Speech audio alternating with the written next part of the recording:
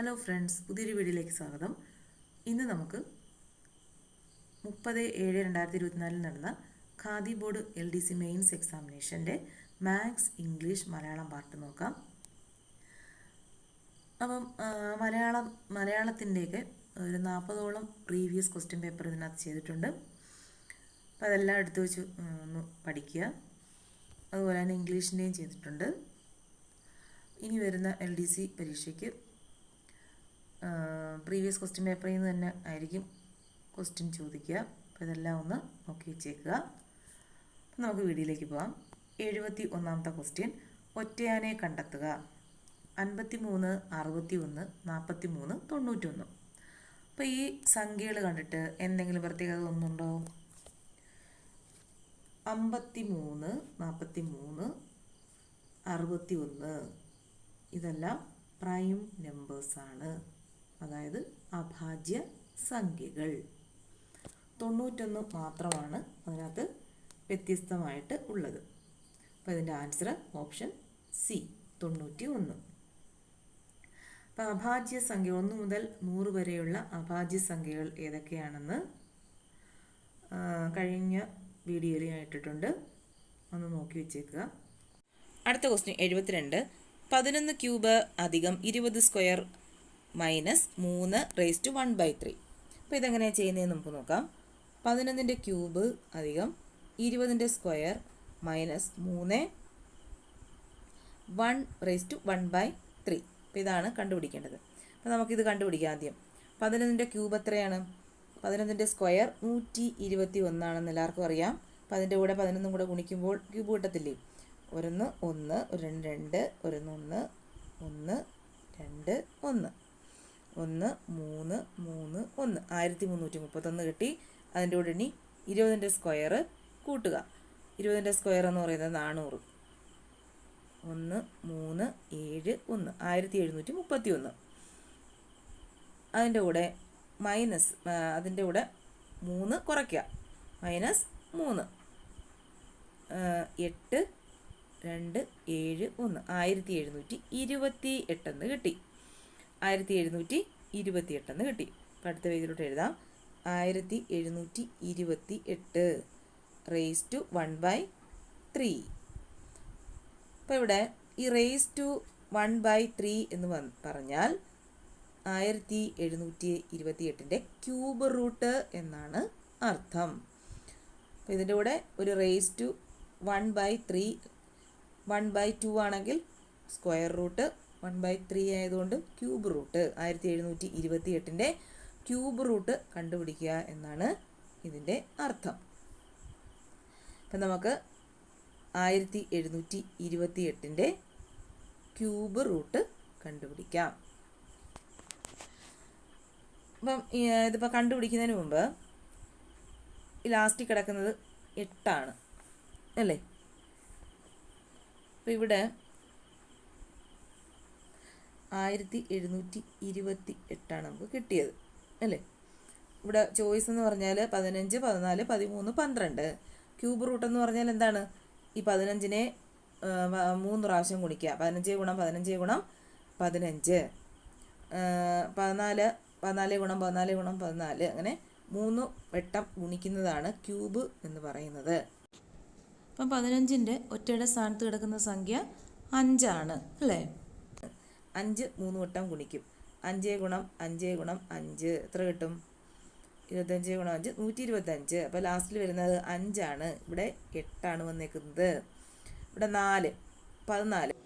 14ൻ്റെ ഒറ്റയുടെ സ്ഥാനത്ത് കിടക്കുന്നത് 4. അപ്പോൾ ഈ 4നെ 3 വട്ടം ഗുണിച്ച് നോക്കിയേ എത്ര കിട്ടും? 64 കിട്ടും.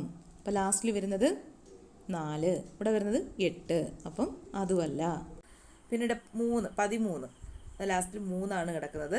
3 × 3 × 3 27. 27 ലാസ്റ്റിൽ 7, ഇവിടെ 8 കിടക്കുന്നത്.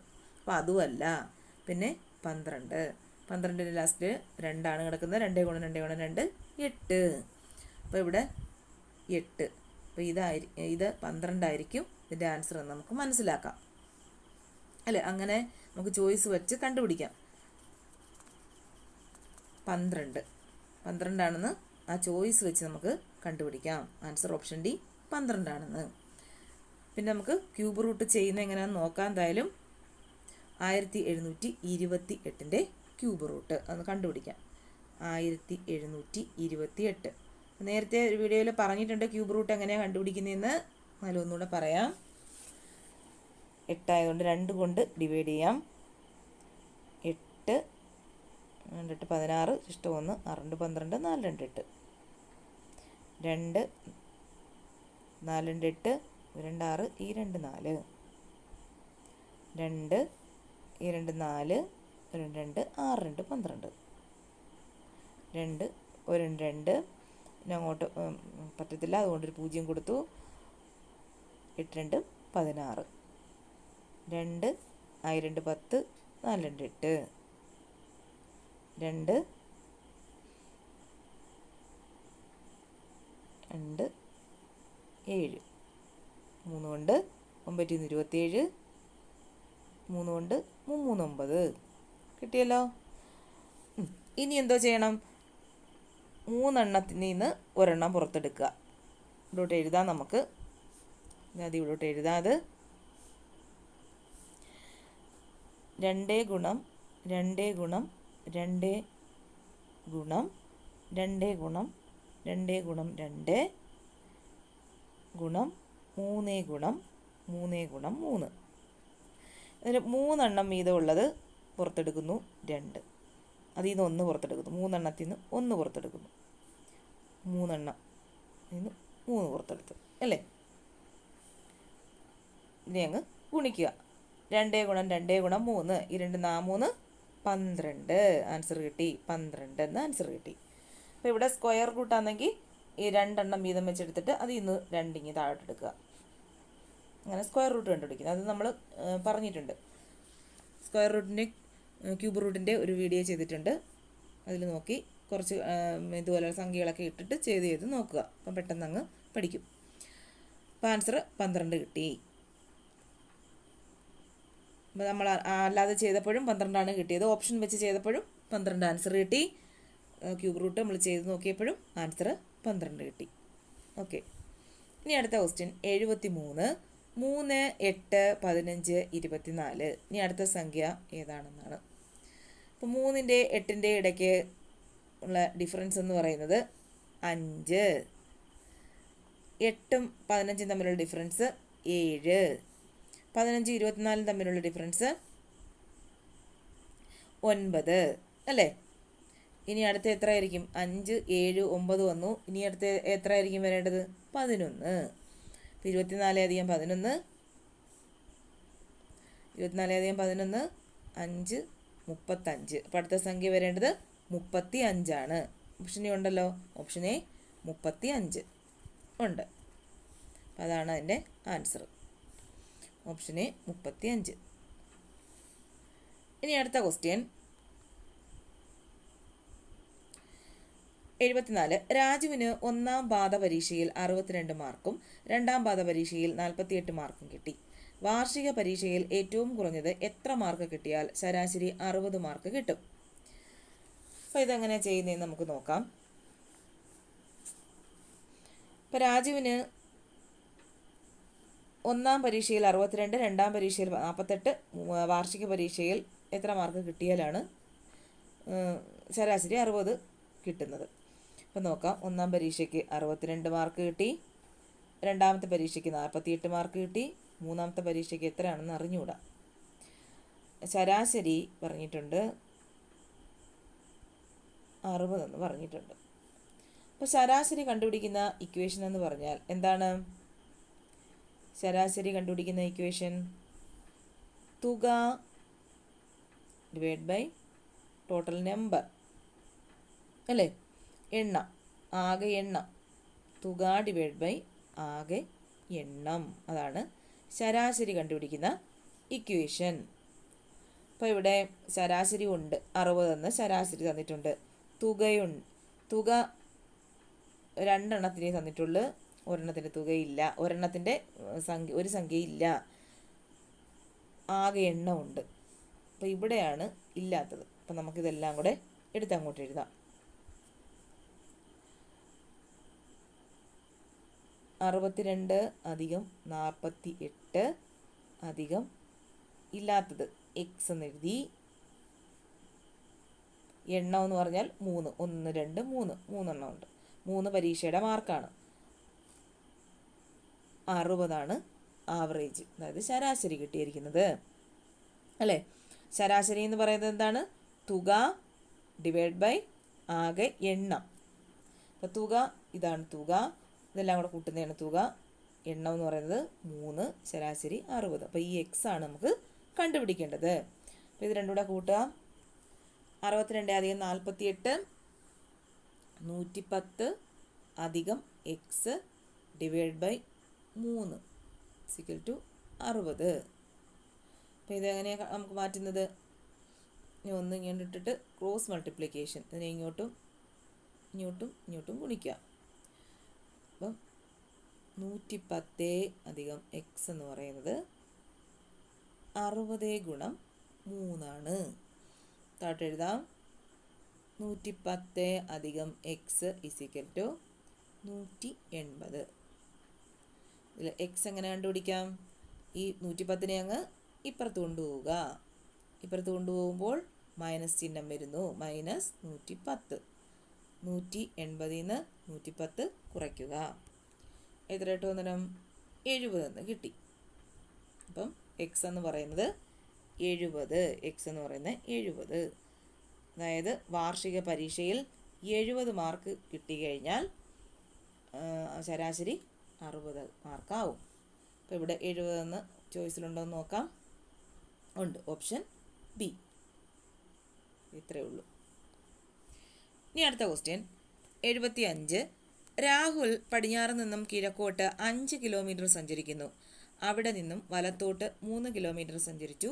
വീണ്ടും ഇടത്തേക്ക് തിരിഞ്ഞ് 4 കിലോമീറ്റർ സഞ്ചരിക്കുന്നു.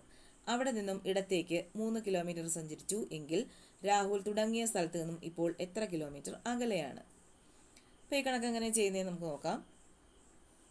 ആദ്യം ഇങ്ങനെയുള്ള കണക്ക് വരുമ്പോൾ അതിയുടെ ദിക്ക് എഴുതി വെക്കുക. East, west, south, north. ഇങ്ങനെയുള്ളൊരു ദിക്കിൻ്റെ ഒരു കണക്ക് വന്നാൽ ആദ്യം നമ്മൾ ഇതുപോലൊരു പടം വരച്ച് ദിക്കടയാളപ്പെടുത്തി അങ്ങ് വെക്കുക. ഇനി ക്വസ്റ്റ്യൻ എടുക്കുക. രാഹുൽ പടിഞ്ഞാറ് നിന്ന് കിഴക്കോട്ട്, പടിഞ്ഞാറ് ഏതാണ്? ഇതാണ് അല്ലേ. പടിഞ്ഞാറ് നിന്ന് കിഴക്കോട്ട്, ഇങ്ങനെ പടിഞ്ഞാറ് നിന്നും കിഴക്കോട്ട് 5 കിലോമീറ്റർ സഞ്ചരിക്കുന്നു. പിന്നീട് അവിടെ നിന്നും വലത്തോട്ട് 3 കിലോമീറ്റർ സഞ്ചരിച്ചു. അപ്പോൾ ഇങ്ങോട്ടാണല്ലോ പോകുന്നത്. അപ്പോൾ ഇതിൻ്റെ വലതെന്ന് പറയുന്നത് ഇതാണ്. അവിടുന്ന് 3 കിലോമീറ്ററാണ് സഞ്ചരിച്ചത്. 3 കിലോമീറ്റർ സഞ്ചരിച്ചു. പിന്നെ എന്ത് ചെയ്തു? വീണ്ടും ഇടത്തേക്ക് തിരിഞ്ഞ് 4 കിലോമീറ്റർ സഞ്ചരിക്കുന്നു. അപ്പോൾ ഇങ്ങനെ പോകുമ്പോൾ ഇടത്തെന്ന് പറയുന്നത് ഇങ്ങോട്ടാണ് അല്ലേ. 4 കിലോമീറ്റർ ഇങ്ങോട്ടല്ലേ പോകുന്നത്. അപ്പോൾ ഇതിൻ്റെ ഇടത് ഇങ്ങോട്ടാണ്. 4 കിലോമീറ്റർ സഞ്ചരിക്കുന്നു. പിന്നീട് എന്ത് ചെയ്തു? അവിടെ നിന്നും ഇടത്തേക്ക് 3 കിലോമീറ്റർ സഞ്ചരിച്ചു. പിന്നീട് അവിടെ നിന്നും ഇടത്തേക്ക് മുകളിലോട്ട് 3 കിലോമീറ്റർ സഞ്ചരിച്ചു എങ്കിൽ രാഹുൽ തുടങ്ങിയ സ്ഥലത്ത് നിന്നും ഇപ്പോൾ എത്ര കിലോമീറ്റർ അകലെയാണ്? തുടങ്ങിയ സ്ഥലം ഇതാണ്. ഇവിടെ നിന്നും ഇവിടം വരെ എത്ര ദൂരമാണ് ഉള്ളത് എന്നാണ് കണ്ടുപിടിക്കേണ്ടത്. അപ്പോൾ ഇവിടെ വന്നു, ഇവിടുന്ന് ഇവിടം വരെ 5, ഇവിടുന്ന് ഇവിടം വരെ 4. അപ്പോൾ എത്ര? 5 4 9, 5 അധികം 4 9 കിലോമീറ്റർ. ആൻസർ ഉണ്ടോ എന്ന് നോക്കാം നമുക്ക്. ആൻസർ ഉണ്ടല്ലോ, ഓപ്ഷൻ ബി. അടുത്ത ക്വസ്റ്റ്യൻ 76. 0.36 ഗുണം 6.25 ഡിവൈഡ് ബൈ 0.5 ഗുണം 0.5 ഗുണം 0.06. അപ്പോൾ ഇത് എങ്ങനെയാണ് ചെയ്യുന്നത് നമുക്ക് നോക്കാം. 0.36 ഗുണം 6.25 ഡിവൈഡ് ബൈ 0.5 ഗുണം 0.5 ഗുണം 0.06. അപ്പോൾ ആദ്യം നമുക്ക് പോയിന്റുകളെല്ലാം അങ്ങ് മാറ്റാം. അപ്പോൾ ഇവിടെ എത്ര പോയിന്റ് കഴിഞ്ഞിട്ട് എത്ര സ്ഥാനമുണ്ട്? 1 2 3 4 അല്ലേ. അപ്പം ഇതിനെ എന്തുകൊണ്ട് ഗുണിക്കണം? 4 0 കൊണ്ട് ഗുണിക്കുക. അപ്പം പോയിൻ്റ് അങ്ങ് മാറും. 4 0. ഇവിടെ എത്ര എണ്ണം ഉണ്ട്? 1 2 3 4 4 ഉണ്ട്. അപ്പം 4 0 ഇവിടെയും ഗുണിക്കുക. അപ്പം അത് ഗുണിക്കുമ്പം ഈ പോയിൻ്റ് എല്ലാം അങ്ങ് മാറും. അപ്പം എത്ര കിട്ടി? 36 ഗുണം 625 ഡിവൈഡ് ബൈ 5 ഗുണം 5 ഗുണം 6 എന്ന് കിട്ടി. ഗുണം 10,000 ഗുണം 10,000. ഇത് രണ്ടും അങ്ങ് വെട്ടിപ്പോയി അല്ലേ? ഇനി 5നെ 625 കൊണ്ട് ഗുണിക്കാം. എത്ര കിട്ടും? 5 5 10 5 25 125. വീണ്ടും 5 കൊണ്ട് ഗുണിക്കാം, 5 കൊണ്ട് ഡിവൈഡ് ചെയ്യാം. 5 10 5 25 25 എന്ന് കിട്ടി. 6നെയും 36നെയും കൂടെ ഡിവൈഡ് ചെയ്യാം. 6 കിട്ടി. അപ്പോൾ 25 ഗുണം 6 എന്ന് കിട്ടി. 25 ഗുണം 6 എത്രയാണ്? 150. ആൻസർ 150. നോക്കാം. Option C. അടുത്ത ക്വസ്റ്റ്യൻ 77. ആനന്ദിൻ്റെ അച്ഛൻ്റെ സഹോദരിമാരാണ് രാഖിയും രേണുവും. രാഖിയുടെ അമ്മയുടെ ഒരേ ഒരു മകൻ്റെ ഭാര്യയാണ് നിഷ എങ്കിൽ നിഷയും ആനന്ദും തമ്മിലുള്ള ബന്ധം. അപ്പോൾ നമുക്കിത് എങ്ങനെ ചെയ്തെന്ന് നോക്കാം. ആനന്ദിൻ്റെ അച്ഛൻ്റെ സഹോദരിമാരാണ് രാഖിയും രേണുവും. ഇവിടെ ആനന്ദ് എഴുതാം. ആനന്ദ് അച്ഛൻ്റെ സഹോദരിമാരാണ് രേണുവും രാഖി. രേണു. പിന്നീട് എന്താ പറയുന്നത്? രാഖിയുടെ അമ്മയുടെ ഒരേ ഒരു മകൻ്റെ ഭാര്യയാണ് നിഷ. അതായത് രാഖിയുടെ അമ്മയുടെ ഒരേ ഒരു മകൻ എന്ന് പറയുന്നത് ആനന്ദിൻ്റെ അച്ഛനാണ്. അപ്പം ആനന്ദിൻ്റെ അമ്മയാണ് ആര്? നിഷ എന്ന് പറയുന്നത്. നിഷ എങ്കിൽ നിഷയും ആനന്ദും തമ്മിലുള്ള ബന്ധം എന്താണ്? നിഷയും ആനന്ദും തമ്മിലുള്ള ബന്ധം എന്താണ്? അമ്മ അല്ലേ? ഇവിടെ ഉണ്ടോ? നിഷയും ആനന്ദും തമ്മിലുള്ള ബന്ധം മകൻ ഉണ്ട്. Option A.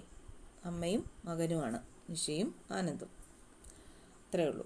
ഇനി അടുത്ത ക്വസ്റ്റ്യൻ 78. ഒരു കോഡ് ഭാഷയിൽ ആപ്പിൾ എന്ന വാക്ക് ETTPI എന്ന് സൂചിപ്പിക്കാമെങ്കിൽ ഓറഞ്ച് എന്ന വാക്കിനെ എങ്ങനെ സൂചിപ്പിക്കാം? അപ്പോൾ ഇങ്ങനെ ഒരു കോഡ് ഭാഷ അങ്ങനെ വരുമ്പോഴത്തേക്ക് നമ്മൾ എന്താ വേണം? ആദ്യം ആൽഫബറ്റ് ABCD എല്ലാം അങ്ങ് എഴുതി വെക്കുക. അതാണ് ആദ്യം ചെയ്യേണ്ടത്. EF GH IJ KLMN OP QR ST UV WXY Z. ആദ്യം അങ്ങ് എഴുതുക. പിന്നീട് എന്തോ പറഞ്ഞിരിക്കുന്നത്? ആപ്പിൾ എന്ന വാക്ക് ETTPI.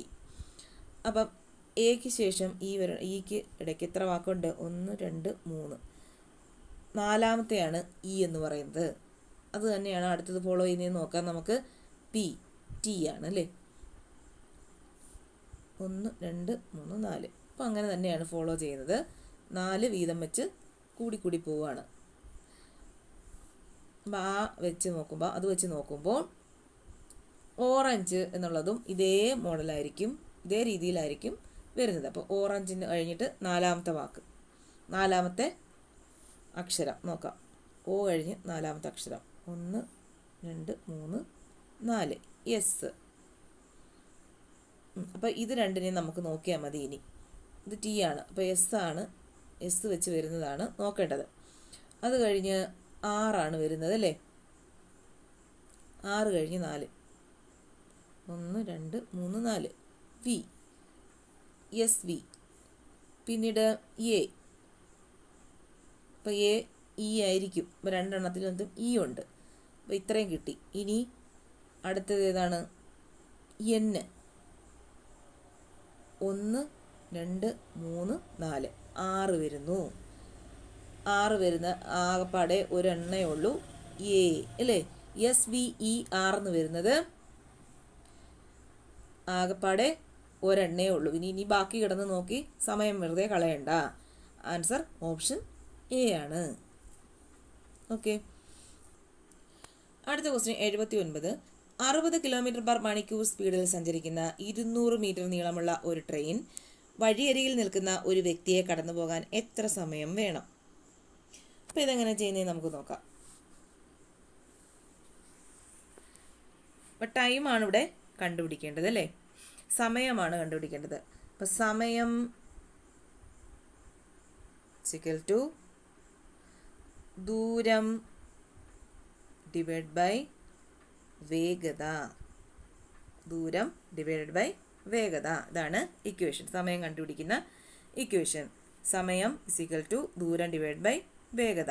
സമയമല്ലേ ചോദിക്കുന്നത്, സമയമാണ് ചോദിച്ചിരിക്കുന്നത്. സമയം കണ്ടുപിടിക്കുന്ന ഇക്വേഷനാണ് ദൂരം ഡിവൈഡ് ബൈ വേഗത.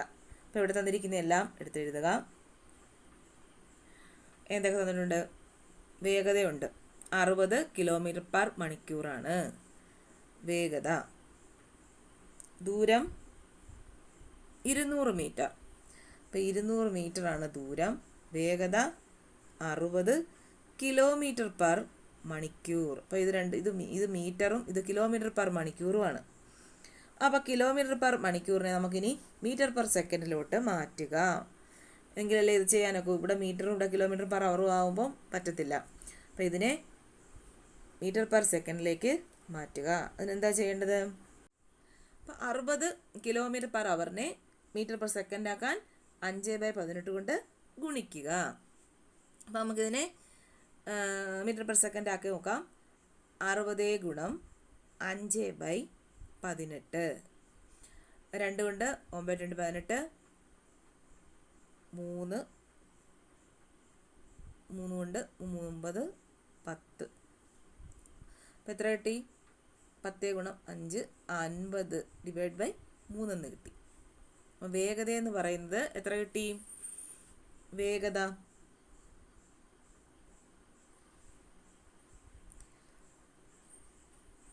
50 ഡിവൈഡ് ബൈ 3 എന്ന് കിട്ടി. വേഗത 50 ഡിവൈഡ് ബൈ 3 എന്ന് കിട്ടി. പിന്നീട് ദൂരം 200 മീറ്റർ. ദൂരം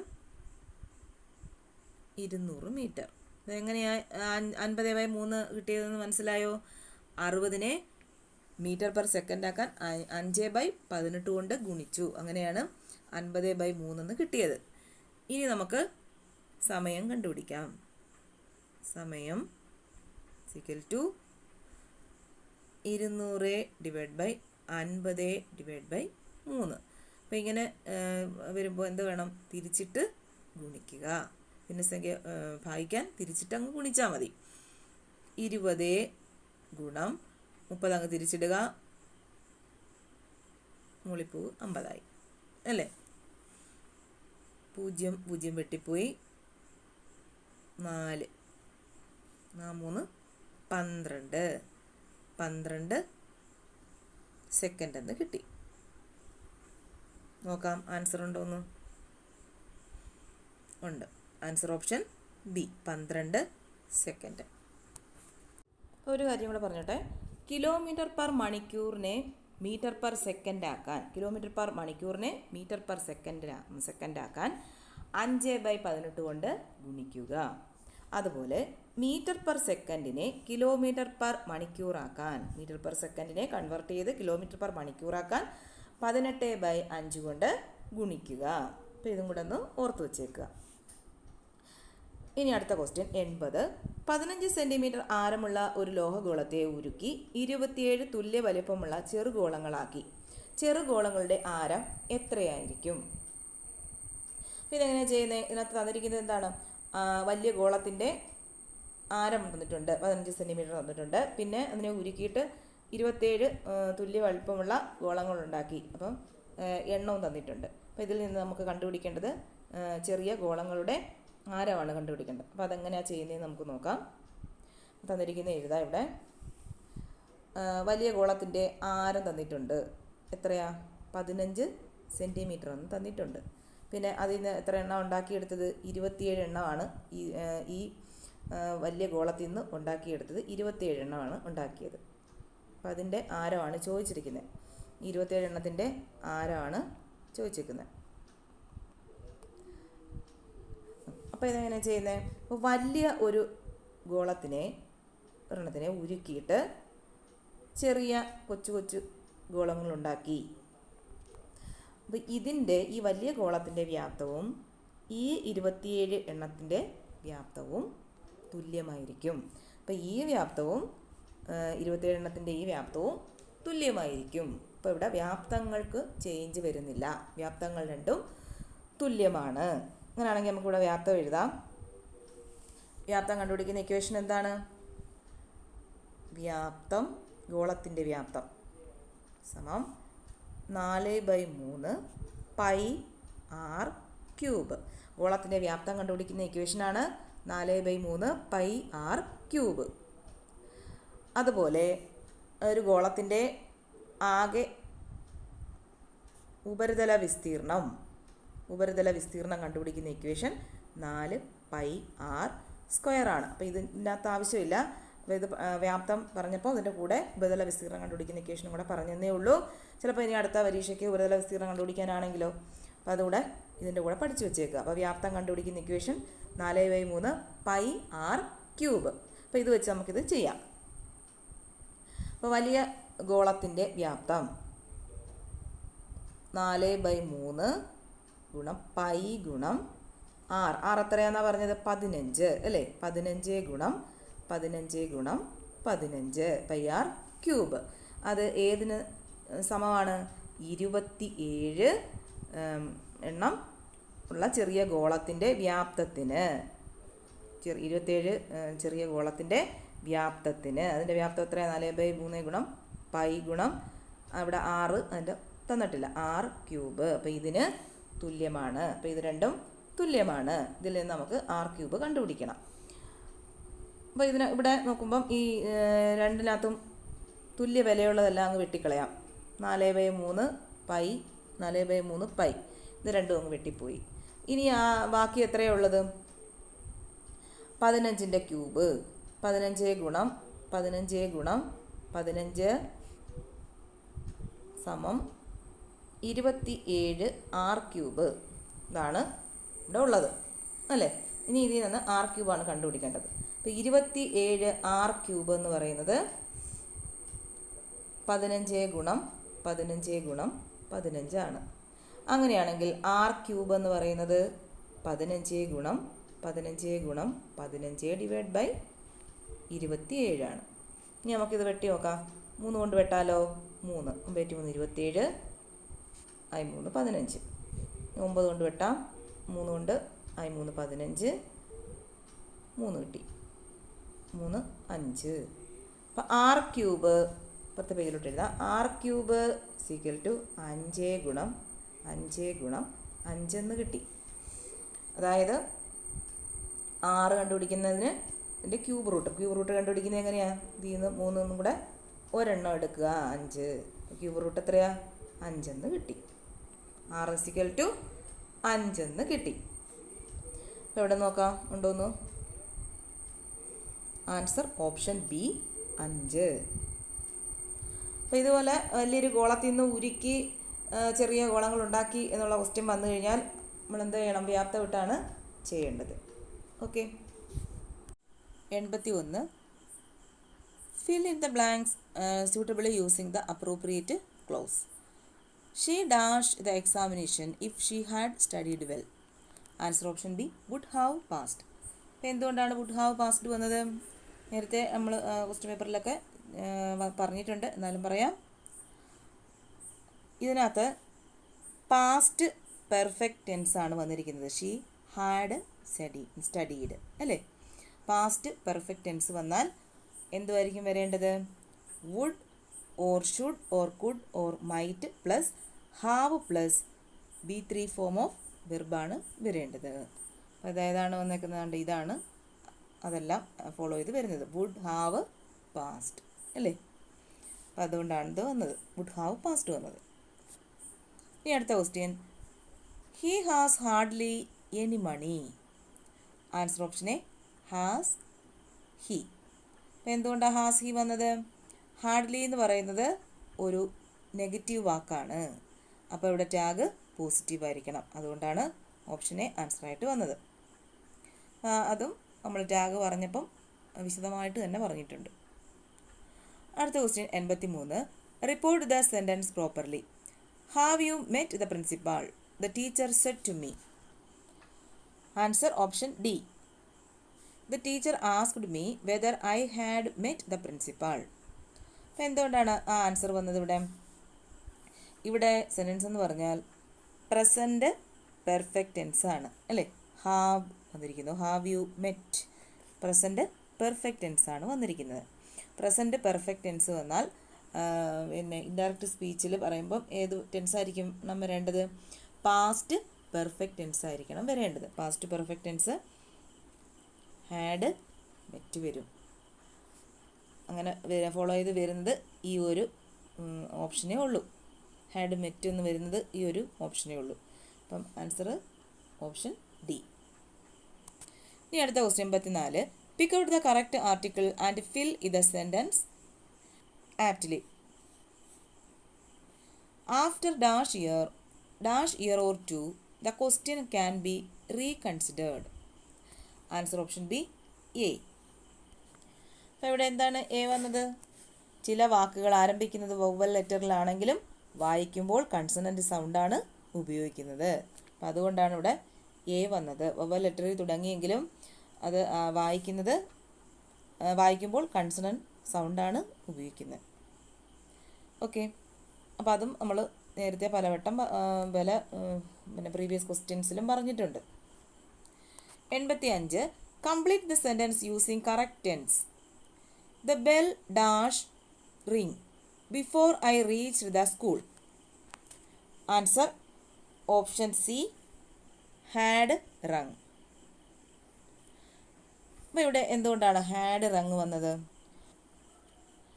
അപ്പം ഭൂതകാലത്തിൽ സംഭവിച്ച രണ്ട് കാര്യങ്ങളെക്കുറിച്ച് പറയുമ്പോൾ ആദ്യത്തേത് പാസ്റ്റ് പെർഫെക്റ്റിലും, ആദ്യത്തേതല്ലേ ഇതാണ് ആദ്യത്തെ സംഭവം, അത് പാസ്റ്റ് പെർഫെക്റ്റിലായിരിക്കണം. പാസ്റ്റ് പെർഫെക്റ്റ് എന്ന റിങ്ങിൻ്റെ പാസ്റ്റ് പെർഫെക്റ്റ് വരുന്നത് ഏതാണ്? Had wrung. പിന്നീട് രണ്ടാമത്തെ കാര്യം സിമ്പിൾ പാസ്റ്റിലുമാണ് പറയേണ്ടത്. റീച്ച് ദ സ്കൂൾ, അത് രണ്ടാമത് സംഭവിച്ചതാണ്. അപ്പം ഞാൻ സ്കൂളിൽ വരുന്നതിന് മുമ്പ് തന്നെ ബെല്ലടിച്ചു. പിന്നെ വന്നത് രണ്ടാമത്തെ കാര്യം ഏതാണ്? ഞാൻ സ്കൂളിൽ വന്നതാണ്. അപ്പം ആദ്യത്തെ കാര്യം ബെല്ലടിച്ചത്. അപ്പം അത് ഏതിൽ പറയണം? പാസ്റ്റ് പെർഫെക്റ്റ് ടെൻസിലായിരിക്കണം പറയേണ്ടത്. രണ്ടാമത്തത് സിമ്പിൾ പാസ്റ്റിലുമായിരിക്കണം പറയേണ്ടത്. അപ്പോൾ ഇവിടെ പാസ്റ്റ് പെർഫെക്റ്റ് ഏതാണ്? ഓപ്ഷൻ സി ഹാഡ് റങ് മാത്രമേ ഉള്ളൂ. അപ്പം അതുകൊണ്ടാണ് അത് ആൻസറായിട്ട് വന്നത്. 86. Give the one word suitable for. The person who studies about the sun, the moon, stars and the universe. Answer option C astronomer. 87. Fill in the blank with the opposite of the underlined word. Swalih looked cheerful, whereas Sumin looked dash. Answer option A gloomy. 88. Which is the apt synonym for the word underline? The woman looked very weak. Answer option B feeble. 89. Use the correctly spelt word to complete the sentence. If you dash money, you will quit the business. Answer option D loss. അപ്പോൾ loss എന്ന് പറഞ്ഞാൽ എന്താണ്? പാഴാക്കുക. Loss എന്ന് പറഞ്ഞാൽ പാഴാക്കുക. ഈ loss എന്ന് പറഞ്ഞാൽ എന്താണ്? നഷ്ടമാണ്. ഈ ലോസ് നഷ്ടം. ലൂസ് അയവ്. ലോസ്റ്റ് നഷ്ടപ്പെടുക. ലോസ്റ്റ്. ഈ ലോസിൻ്റെ പാസ്റ്റ് ടെൻസ് ആണ് ലോസ്റ്റ്. അപ്പോൾ ഇതിനകത്ത് ആൻസർ ഏതാണ്? ലോസ്, പാഴാക്കുക. അതാണ് ഇതിൻ്റെ answer option D. 90. Pick out the correct sentence with the right phrasal verb for the underlined word. ഇത് doctor advised me to abandon smoking.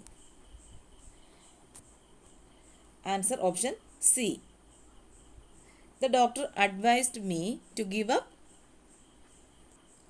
Smoking. അപ്പോൾ ഇതിനകത്ത് ഗീവ് എവേ എന്ന് പറഞ്ഞാൽ എന്താണ്? ഗീവ് എവേ ഫ്രേസൽ വെർബുകളാണ്. ഗീവ് എവേ കൊടുക്കുക. Give away എന്ന് പറഞ്ഞാൽ കൊടുക്കുക. കാൾ ഓഫ് നിർത്തുക. പുട്ട് ഔട്ട് അണയ്ക്കുക അല്ലെങ്കിൽ കെടുത്തുക. അത് തിരുവനന്തപുരം LDCക്ക് ചോദിച്ചതാണ്. പുട്ട് ഔട്ട് അണയ്ക്കുക അല്ലെങ്കിൽ കെടുത്തുക. ഇതും കൂടെ എൻ്റെ കൂടെ ഒന്ന് പഠിച്ചു വെച്ചേക്കുക. പുട്ട് ഔട്ട് നമ്മൾ നേരത്തെ ഒരു വീഡിയോയിൽ പറഞ്ഞിട്ടുണ്ട്. പുട്ട് ഔട്ടിൻ്റെ കൂടെ പുട്ട് വെച്ച് വരുന്ന കുറച്ച് ഫ്രേസൽ വെർബുകൾ പറഞ്ഞിട്ടുണ്ട്. അതിലെടുത്തുനിന്ന് പഠിച്ച് വെക്കുക.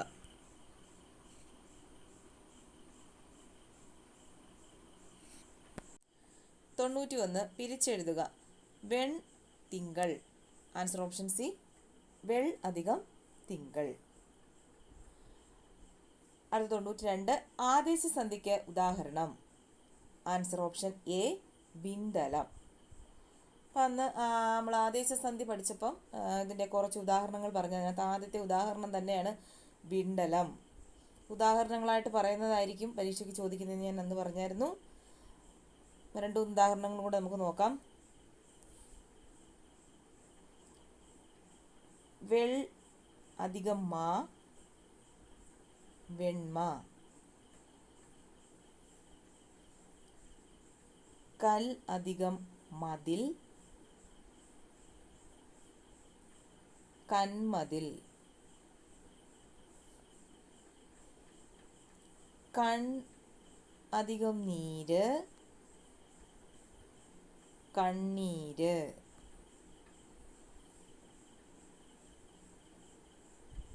വേൾ അധികം തൂ, വേട്ടു. അപ്പം ഇതും കൊണ്ടൊക്കെ നോക്കി വെച്ചേക്കുക. അടുത്ത പരീക്ഷയ്ക്ക് ചിലപ്പം ഇതിൽ നിന്നും ഏതെങ്കിലും ഒന്നൊക്കെ ആയിരിക്കും ചോദിക്കുന്നത്. അടുത്ത ക്വസ്റ്റ്യൻ 93 തദ്ധിതത്തിന് ഉദാഹരണം. ആൻസർ ഓപ്ഷൻ ഡി, വെണ്മ. അപ്പോൾ തദ്ധിതം എന്താണ് എന്ന് നമ്മൾ നേരത്തെ പറഞ്ഞിട്ടുണ്ട്. എന്നാലും ഒന്നുകൂടെ പറയാം. നാമങ്ങളിൽ നിന്നോ വിശേഷണങ്ങളിൽ നിന്നോ ഉണ്ടാകുന്ന നാമപദങ്ങൾക്കാണ് തദ്ധിതങ്ങൾ എന്ന് പറയുന്നത്. തദ്ധിതങ്ങളെ തന്മാത്ര, തദ്വത്, നാമനിർമ്മായി, പൂരണി, സംഖ്യ, സാർവനാമിക, തദ്ധിതം എന്നിങ്ങനെ തിരിച്ചിരിക്കുന്നു. അടുത്ത ക്വസ്റ്റ്യൻ 94 വിപരീതപദം എഴുതുക. അഗ്രജൻ. ആൻസർ ഓപ്ഷൻ ബി, അവരജൻ. 95 ജലത്തിൻ്റെ പര്യായപദം അല്ലാത്തത്. ആൻസർ ഓപ്ഷൻ ഡി, നളിനം. നളിനം എന്നുള്ളത് താമരയുടെ പര്യായപദമാണ്. മറ്റ് പര്യായപദങ്ങൾ അരവിന്ദം, രാജീവം, പുഷ്കരം. അത് നേരത്തെ നമ്മൾ പറഞ്ഞിട്ടുണ്ട്. താമരയുടെ പര്യായപദങ്ങൾ ഏതൊക്കെയാണ്? അരവിന്ദം, രാജീവം, പുഷ്കരം, നളിനം. 96 ആനച്ചന്തം എന്ന ശൈലിയുടെ ആശയം. ആൻസർ ഓപ്ഷൻ സി, ആകപ്പാടെ ഉള്ള ഭംഗി. 97 താഴെ പറയുന്നതിൽ ശരിയായ പദം എടുത്തെഴുതുക. ആൻസർ ഓപ്ഷൻ എ, ചൂടാമണി. അപ്പം ഇതാണ് ശരി, എ. 98 താഴെ തന്നിരിക്കുന്ന ശൈലിയുടെ വിവർത്തനം എഴുതുക. Adding fuel to the fire. Answer option C, എരുതിയിൽ എണ്ണയൊഴിക്കുക. ഇതും കഴിഞ്ഞ നേരത്തെയുള്ള വീഡിയോസിൽ പറഞ്ഞിട്ടുള്ളതാണ് ശൈലികൾ. 99 കവിയുടെ സ്ത്രീലിംഗ പദമേത്? ആൻസർ ഓപ്ഷൻ എ, കവയിത്രി. 100 ഒറ്റപ്പദമാക്കുക. വർഷം തോറും. ആൻസർ ഓപ്ഷൻ ഡി, പ്രതിവർഷം.